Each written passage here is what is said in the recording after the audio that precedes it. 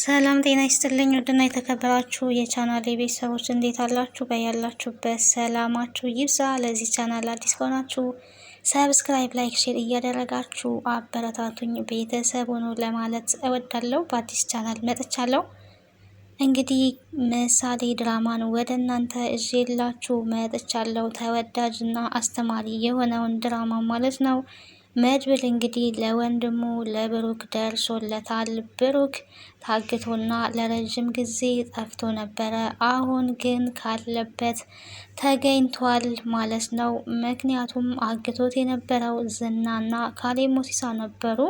አሁን ላይ ግን መድብል እንግዲህ ዝናን ሲጥ አድርጎ ይዞ ወንድሜ ያለበትን ቦታ ካልነገርከኝ እገልሃለሁ በማለት እንግዲህ አስፈራርቶ ወንድሙን ያለበትን አሳይቶታል ማለት ነው። ለወንድሙ ደርሶለታል። እንደዚህ አይነት ጀግና ወንድም ይወለድ፣ ከተወለደ አይቀር እንደዚህ አይነት ወንድም ይወለድ። ጀግና ነው መድብል፣ ታሪክ ነው የሰራው።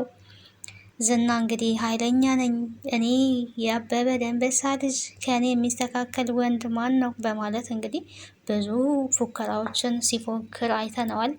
በአፉ ቢለፈልፍም ግን በመጨረሻ ተሸንፎ በመድብል ቁጥጥር ስር ውሏል ማለት ነው። ለኤፍራታ እንግዲህ ኤፍራታ መድብልን መርዛ እንድትገለው መድኃኒት ሰጥቷት ነበረ። ኤፍራታ ደግሞ ይሄንን አላደርግም፣ እኔ መድብልን ልመርዝ አልችልም፣ እንዴት እንደዚህ ትለኛለህ? እንደዚህ አይነት ነገር ውስጥ አልገባም ብላ ነበረ። እንግዲያውስ መቃብርሽ ላይ ሩጫዋን ፈጽማለች ተብሎ እንዲጻፍልሽ ካልፈለግሽ በስተቀር እኔ ያልኩሽን ታደርጊያለሽ ብሎ እንግዲህ መርዛ እንድትገለው መድኃኒት ሰጥቷት ነበረ። ኤፍራታም እንግዲህ ከመሞት መሰንበት በማለት አስባ ዝና እንዳላት መድብልን ቤቷ ድረስ ጋብዘዋለች። ስትጋብዘው ግን መሀሌት መረጃ ሰጥታኛለች፣ ያንን መረጃ ደግሞ እንድሰጥክ ቤት ድረስ መምጣት አለብክ። አንተ እቤት ካልመጣ እኔ ከወጣው ሊጠረጥሩ ይችላሉ በማለት እንግዲህ ቤት ድረስ መድብልን ጠርተዋለች። ኤፍራታ ከመድብል ጋር ለመስራት ነበር የተዋዋለችው፣ ብዙ ገንዘብም የተቀበለችው አሳልፋ። ግን ከመሞት መድብልን አሳልፌ ብሰጥ ይሻለኛል በሚል እንግዲህ መድብልን ለመግደል በመድኃኒት ተስማምታ ነበረ። መድብል ሲመጣ እንግዲህ ቤት ድረስ መድብል ሲመጣ እንግዲህ ቁጭ በል እንግዲህ አዲስ ነው ወደ ቤት የመጣከው፣ እንደዚሁማ በባዶ አትሄድም፣ የሆነ ነገር መብላት ወይ መጠጣት አለብህ፣ እንደዚሁ አትሄድም እያለች እንግዲህ እንዲቀመጥ አስገድደዋለች። እሱ ግን እባክሽ እቸኩላለሁ፣ መረጃውን ስጭኝና ሊሂድ ቢላትም እረ ዝም ብለህ በባዶ ቤት አትሄድም መድብል፣ ቆይ እስኪ የሆነ ነገር ቀምሰ ነው መሄድ ያለብህ፣ ቁጭ በል በማለት እንግዲህ ቦታ አስቀምጠዋለች።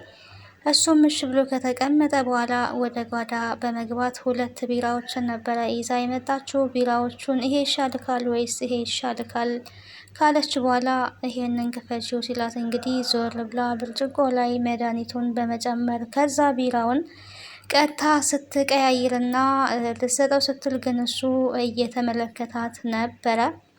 ቀይራ እጇን ከወዲና ከወዲያ አድርጋ ለሱ መድኃኒት ያለውን ለሷ ደግሞ ኖርማል ቢራውን ይዛ እንግዲህ ችርስ ብለው ቁጭ ካሉ በኋላ እሱ ወደ አፉ ሲለው እሷ መንቀጥቀጥ ትጀምራለች። ወባ እንደያዘው ሰው ነው ኤፍራታ ስትንቀጠቀጥ የተመለከትናት። ምክንያቱም መድብል አንደኛ እግዚአብሔር ከፈቀደ የወደፊት የልጆቼ እናት ልትሆኚ ትችያለሽ ብሏታል። ሲቀጥል ወዳዋለች። እሱም ደግሞ የሆነ ተስፋ ነገር አይቶባታል። በዛ ላይ ፈሪ ናት። ጠጥቶ ከሞተ ወንጀለኛ እንደምትሆን ይህንን ታውቀዋለች። ፈርታ ነው እንጂ መግደል ፈልግ አይደለም። ዝና አስገድዷት ነው።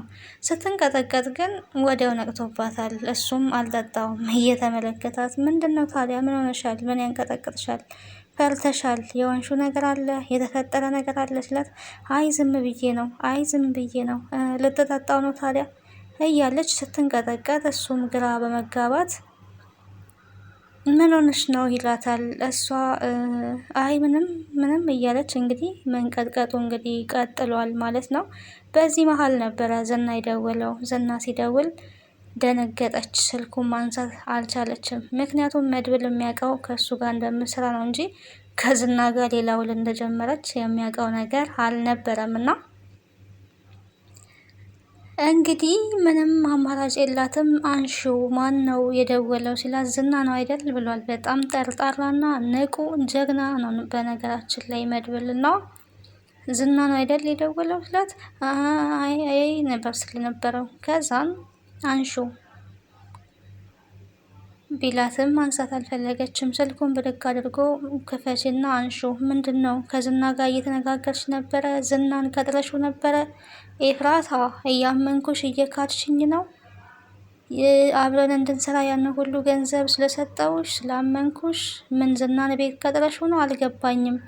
አንቺ ካዲ ነሽ። ካዲ ሰው እንደማልወድ እንደምጠላ ነግሬሽ ነበረ ሲላት እንግዲህ ይቅርታ አድርግልኝ መድብል፣ ይቅርታ ዝና አስፈራርቶኝ ነው እገልሻለሁ ብሎኝ ነው በማለት እንግዲህ ንዛዜዋን ትጀምራለች ማለት ነው። መድብል ሲቀያየርባት ቀጥረሹ ከሆነ ይንጣ፣ እኔ የምፈራው ነገር የለም ደዊና ናበዩ ይለይልናል ያላት።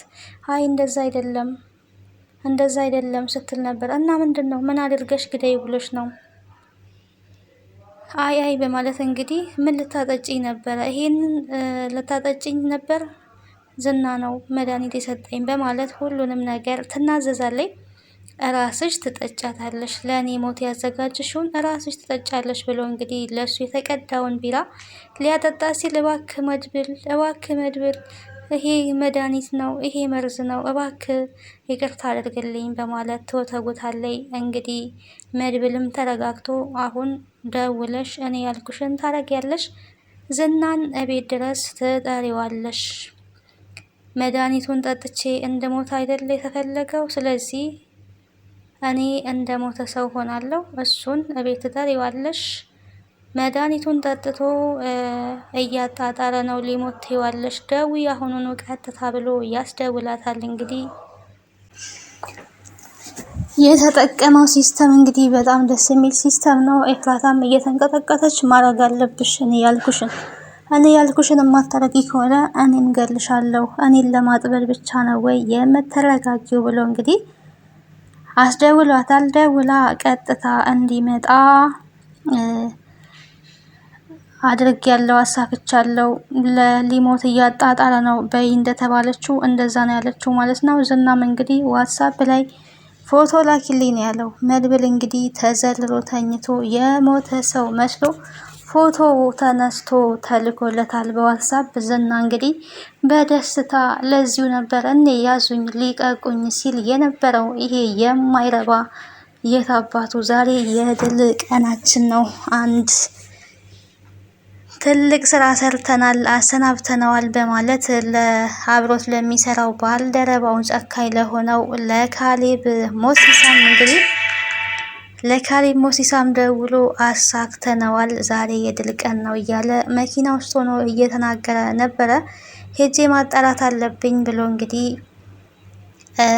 ሞቷል። ነገር ግን የስራውን የሰራችው ልጅ በጣም ፈርታለች ሲል እንግዲህ ምንድን ነው የተባለው? እሷንም ማስወግዳት ነው ያለው ካሌብ ሞሲሳ። እንግዲህ ኤፍራታ መድብልን ገላ ቢሆን ኖሮ እሷም ትሞት ነበር ማለት ነው። ዝና ወደዛ ቤት እንኳን ሄደው መተክ የማትወስደው ከሆነ ለፖሊስ ደውላለው ቢያንስ ቅጣት ይቀልልኛል ነው ስትል የነበረው። ነፍሱ ስላለች ሐኪም ቤት ሄዶ መዳን አለበት፣ ካልመጣክ እደውላለሁ ስትል እንግዲህ ለፖሊስ ብትደውይም ተጠያቂ የምትሆኙ ቢሞት አንቺ ነሽ ነበር ሲላት የነበረውና ለፖሊሶች ደውዬ ሁሉንም ነገር ነግራለሁ ስትል እንግዲህ ፖሊሶችን በጣም ነው የሚፈራው፣ ያው ወንጀለኛ ስለሆነ በዛ አማካኝነት ሄዷል። መድብል እንግዲህ ወደዛ ሲሄድለት እሱ የሞተ ሰው መስሎ መተኛቱን ቀጥሎበታል። ኤፍራታ ምንም አይነት ስህተት እንድትሰሪ አልፈልግም፣ መጮህ ምናምን የሚባል ነገር የለም፣ ሲመጣ በር ትከፍቻለሽ፣ ከዛ በኋላ ያለው ስራ የኔ ነው ብሎ እንግዲህ የሞተ ሰው መስሎ ተኝቶ ዝና ወደ ቤት ተከፍቶለት በር ሲገባ እውነትም መድብል የሞተ ሰው መስሎ ተዘርሮ ተኝቷል። ለዚሁ ነበረ ያዙኝ ልቀቁኝ ስትብል የነበረው የማትረባ እያለ እንግዲህ በሱ ቤት የሞተት መስሎት እየተሳደበ ነበረ። ወዲያ ወዲህ እያለ ደረቱ አካባቢ ትንፋሹ አለ የለም እያለ እየነካካው ባለበት ሰዓት እንግዲህ የሞተው ሰውዬ መድብል ተነስቶ የዝናን ማጅራት ብሎ በተገላቢጦሹ ሟቹ ዝና ሆኗል ማለት ነው። ለዛሬ ይዤላችሁ የመጣሁት ምሳሌ ድራማ ይህን ይመስል ነበረ። ቀጣይ ነው ለእናንተ እዚህ እስከምመጣ ሰላም ቆዩ። ቤተሰብ ያልሆናችሁ ቤተሰቡ ነው። ላይክ፣ ሼር እና ሰብስክራይብ አድርጉ። ባይ ባይ።